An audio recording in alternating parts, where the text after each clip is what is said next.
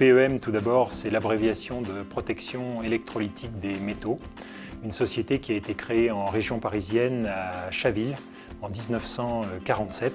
Et puis ensuite, elle a migré vers la Haute-Loire avec ce premier site sur Siaugues-Saint-Romain qui a été créé en 1965. Création du deuxième site à Saugues en 1978. 2 sites de traitement de surface spécialisés dans le traitement de surface par électrolyse en continu, ce qui fait un titre un petit peu long, hein, mais il faut dire tout ça pour bien préciser notre métier. Il y a beaucoup de sociétés de traitement de surface en France qui travaillent sur des pièces unitaires, donc qui travaillent à la tâche ou au tonneau. Nous, notre métier, c'est de travailler sur des bandes, donc en continu, la fin d'une bande tirant le début de l'autre. La base de notre métier, c'est de déposer des métaux ou de faire du traitement de surface, une attaque éventuellement, des bandes métalliques qu'on reçoit et qui sont la propriété de nos clients, et de venir soit attaquer, soit déposer divers métaux sur ces bandes pour leur donner diverses propriétés. La majeure partie des propriétés recherchées sont des propriétés à vocation électrotechnique. Donc on va chercher à conduire le courant, on va chercher à faire de la soudure éventuellement sur ces composants issus des bandes revêtues. 60% de notre chiffre d'affaires est à destination du secteur automobile. 30% à destination de la connectique électrique générale. Et puis après, on a une dizaine de pourcents de produits divers.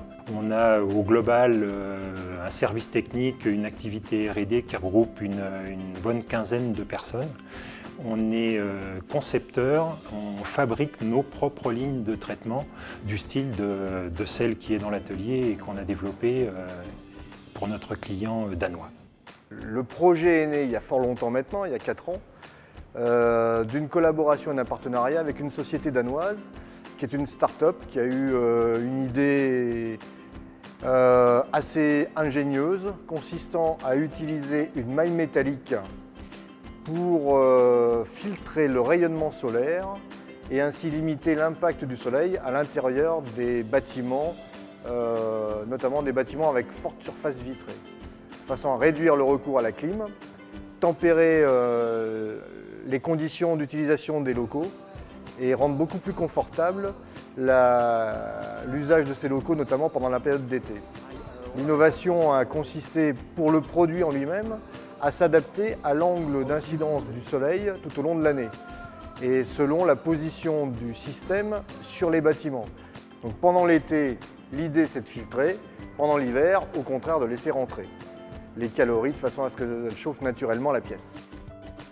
Notre intervention là-dedans a été de développer le revêtement qui va s'appliquer sur la bande et donner à la bande une couleur constante tout au long des centaines de kilomètres qu'on va avoir à produire et de donner aussi à la bande des propriétés anti-réflectance ou des propriétés cosmétiques.